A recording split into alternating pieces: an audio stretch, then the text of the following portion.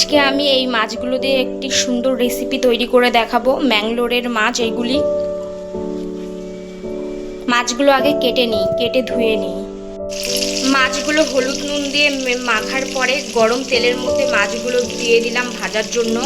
মাছগুলো ভাজা হয়ে নিক। ভেজে রাখা মাছগুলো ফোড়নে দিয়ে দেবো তেজপাতা আর একটা লঙ্কা, তার সাথে দিয়ে দেবো খানিকটা জিরে ফোড়ন। এবার দিয়ে দেবো কেটে রাখা পেঁয়াজগুলো। এখানে পেঁয়াজগুলো লাল লাল করে ভাজা হয়ে গেছে। এবার মশলায় আছে আদা, জিরে আর শুকনো লঙ্কা পেস্ট করে রেখেছিলাম, আর পেঁয়াজ দিয়ে ঢেলে দেবো মশলাটা। স্বাদ মতো নুন দিয়ে দিলাম স্বাদ মতো হলুদ। এবার মশলাটা ভালো করে কষিয়ে নিতে হবে। এইখানে আছে সিদ্ধ করে রাখা আলুটা, এবার মশলায় ঢেলে দেব। মশলার সাথে ভালো করে কষিয়ে নিতে হবে। আলুটা ভালো করে মশলার সাথে কষানো হয়ে গেছে। এবার মশলা করে রাখা ঝোলটা দিয়ে দেব।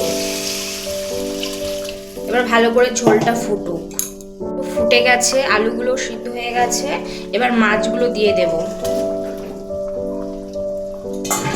এই মাছটা ভেঙে গেছে আসলে।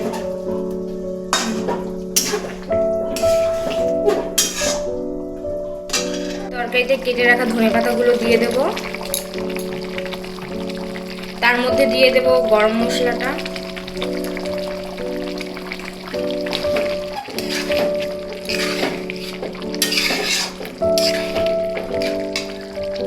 করা হয়ে গেছে আলু দিয়ে মাছের ঝোল।